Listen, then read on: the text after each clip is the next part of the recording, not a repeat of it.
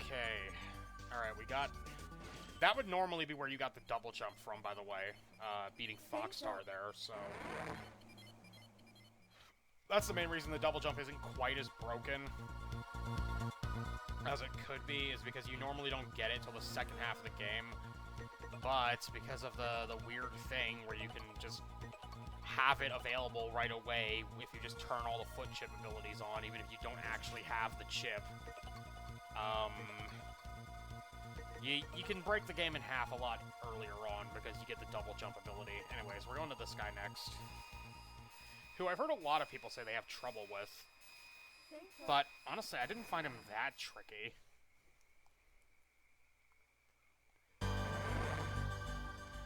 If anything, I actually found the first part of his stage to be more difficult. Oh, I absolutely love this goddamn track. I was actually on a walk earlier today, and I was jamming out to this particular piece of music. And then we got these turtle things, which kind of look like Lapras, which if you hit them, they turn into platforms. Except hitting them is unnecessarily difficult. And, oh yeah, the water also electrifies after a bit. I think either from the turtles or these spiders that are, you know, dropping their little shits into the water and electrocuting it. Alternatively, these parts with the exposed wiring will also, you know, electrify the water. Of course, you can see that, so yeah, you don't really need me to explain it.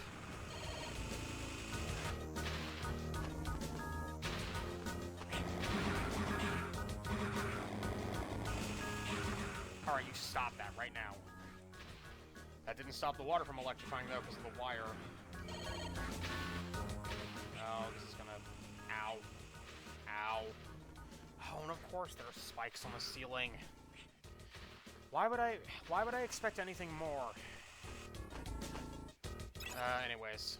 Oh, no, there's something up there. Maybe there's a Cyber Elf up there. How many times have I said that playing this series of, oh, well, maybe there's a Cyber Elf up there if you're not playing on casual? But here's the data terminal, which will tell you where stuff you're looking for is. There is another way to figure out what you need to be looking for, by the way, but I'll explain what that is in a minute.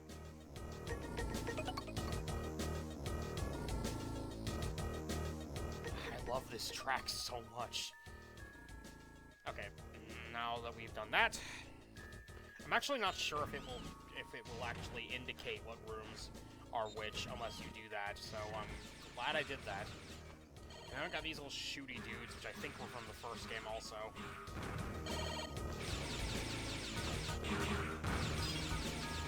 Ah.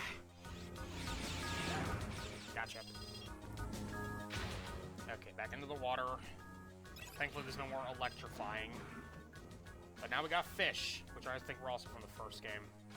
But, okay, so if the room is yellow, it's no good. There's nothing in there that's worth a damn.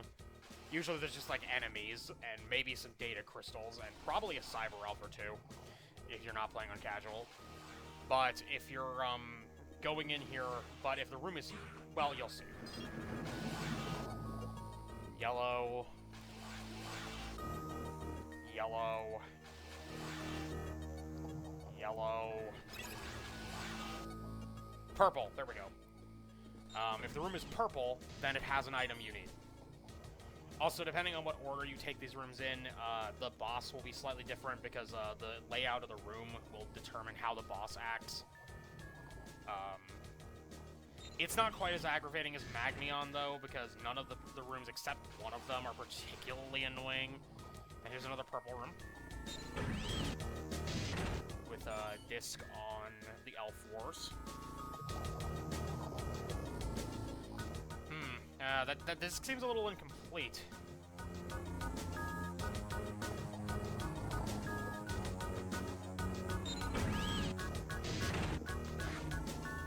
Anyways, right, better check. Yellow. I don't know if they change every time. From what I've played, they haven't, so... Like, from the times I've played, I think they were always in the same room. Okay. This is a purple room, but I don't want to go in this room. I don't want to go in this room and pick that disc up just yet because, this is the room I want to fight the boss in, and the second you collect the last disc, the boss will appear, so... You gotta be a little strategical.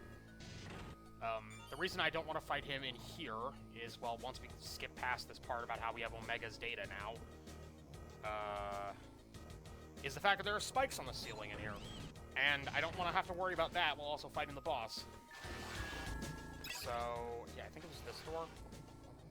Yeah, we're gonna go in here, and we're gonna collect the last disc.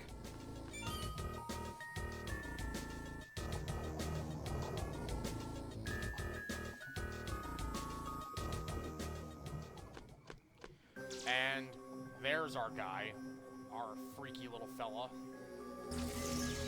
I mean, look at him, look at this weirdo.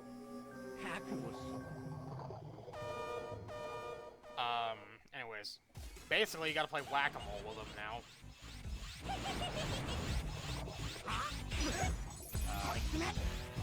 But again, I don't really see why people say they have so much trouble with him. It's like, look at this, he's not that difficult to damage. And you will definitely have his weakness by now, because there's no way you can fight this boss without having the ice chip. Like, look at that. That wasn't that hard. Am I alone on this? Is it just because I'm playing on casual? I don't know. Whatever, he's dead now.